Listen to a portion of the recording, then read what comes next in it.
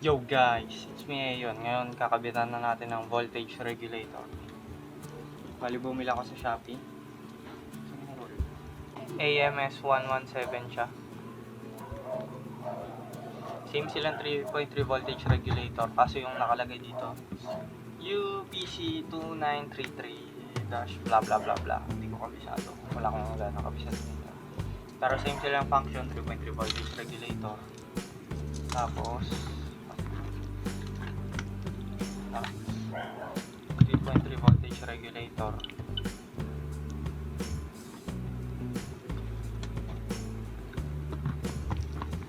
Tapos 1 amp max current, 12 volts input. Yan na siya.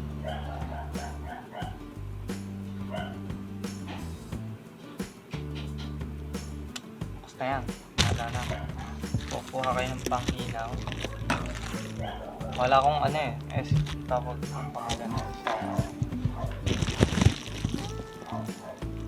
soldering gun, pero madali lang naman to.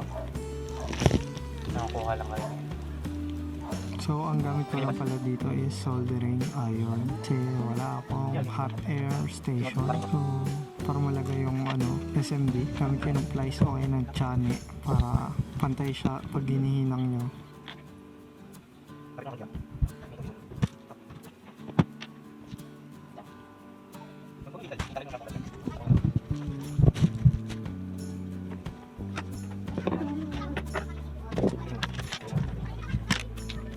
Make sure na kalasin nyo pala mismo yung board kasi syempre baka matunaw yung plastic case. After nyo alisin, lagyan nyo muna yung pads ng solder. Tapos after nun, tsaka nyo ilalagay yung regulator din. Hinang-hinang na.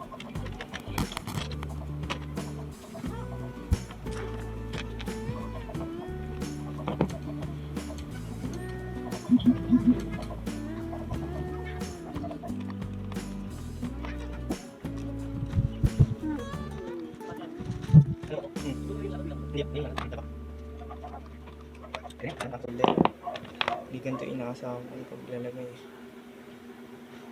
Yeah, fuck, ganito pag beginner. Pero nakadikit naman testing muna. Kung may short circuit, ayun yung ko, resistance.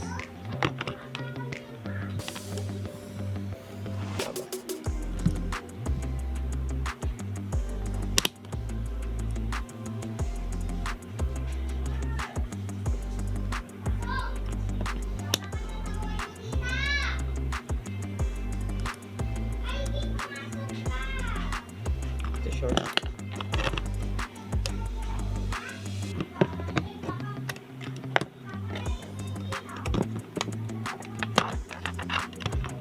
Oo nga po. Tinetesting mo.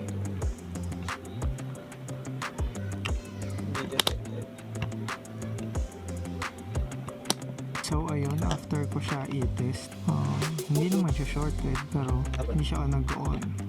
So doon ko na-realize na may mali sa pinout.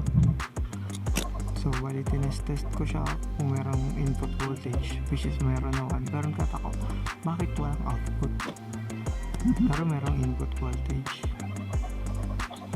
So naisip ko mukhang iba yung pinout nito compare sa UPC. So bali, after doing some research, makita ko na magkaiba silang pinout. And nung pag-check ko ulit sa datasheet, magkaiba pala sila ng fucking pinout.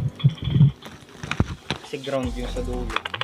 So bali kapag testing ko, yung git ng pole, andun yung 3.3 volts. Masakit lang. Kasi ito yung 7 eh. So after ko malaman, yung UPC kasi nasa gitna yung ground. Then itong AMS 1117, yung nasa gitna niya is voltage output. Then yung third pin niya yung voltage input, which is nasa 1 sa may UPC. So bali pagka-alisin siya, lagyan niyo muna solder, then tanggalin niyo. after nyo pala tanggalin, flux nyo na lang yung ano, kasi baka sobrang solder yung nalagay nyo. Pero kung hindi naman, pwedeng hayaan nyo lang, tapos reinstall. Tapos tinest ko muna yung voltage regulator kung maayos pa ba siya. Siyempre mamaya shorted siya, ilalagay ko dun. Baka masira naman yung resistor. Yung sa luma kasi nasira yung resistor kasi siya lahat sumalo ng ano, short circuit ng regulator.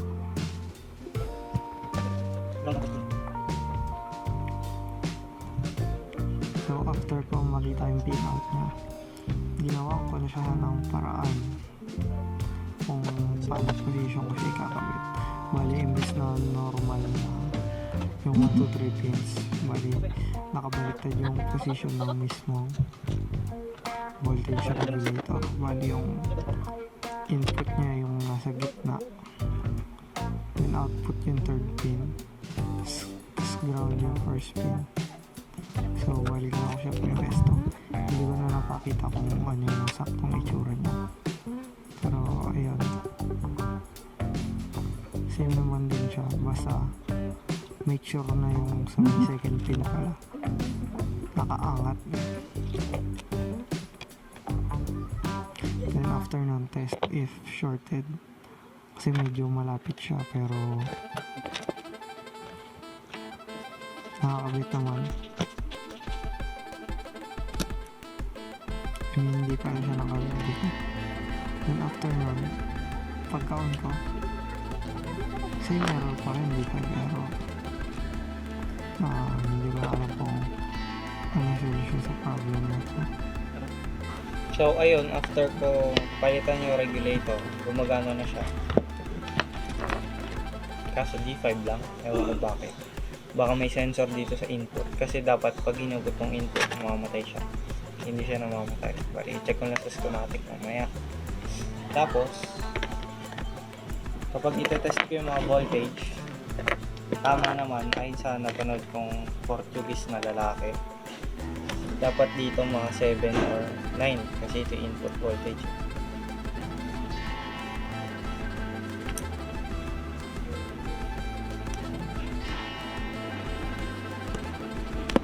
Seven o 5 volts. Kaya siya 5 volts kasi may voltage drop dahil sa resistor. Pero 9 volts ang input ko. Okay, ko ito test.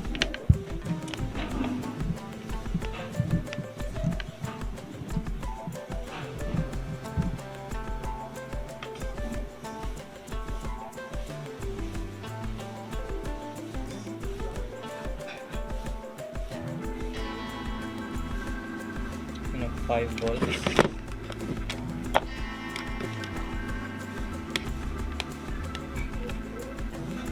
5.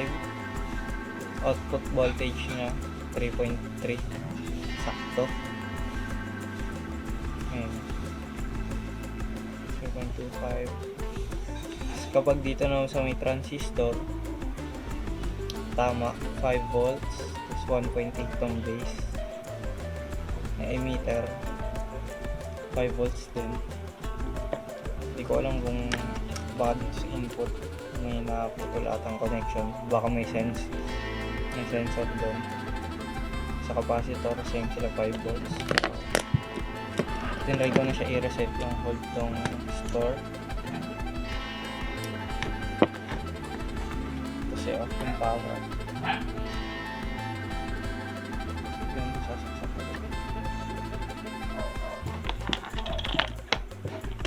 So ganun pa din.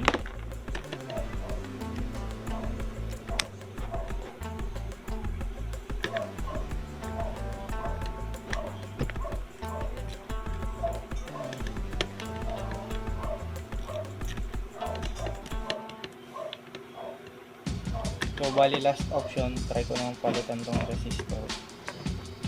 Kapag wala talaga, i-finish na. Tigil na.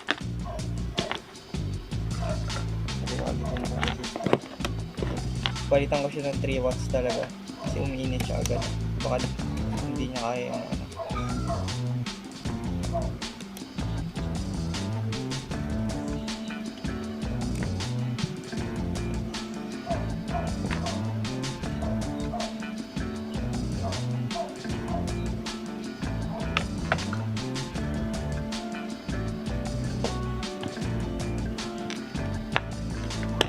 cut.